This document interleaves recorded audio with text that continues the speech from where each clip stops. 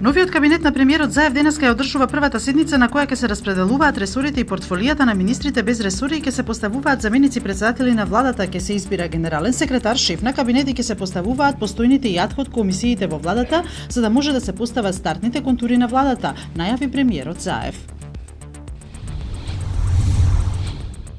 Прво обвинетиот во случајот Труст, бизнисменот Сеат Кочан, кој денеска по втор пат беше во СЈО на излегување од распитот, не сакаше да коментира ништо пред новинарските екипи. Тој во СЈО дојде заедно со неговиот адвокат Никола Додевски и таму се задржа околу 40 на минути. Адвокатот Додевски само кратко кажа дека станува збор за запазување на процедурата во истрагата. Синдикатот за култура уште на првиот работен ден на новиот министер за култура Роберт Алагјозовски побара од него да се укине законот за култура, да се повлече предлог колективниот договор кој го подготвија СОНК и поранешната министерка Елизабета Канчевска-Милевска, како и да се преиспита репрезентативноста на СОНК.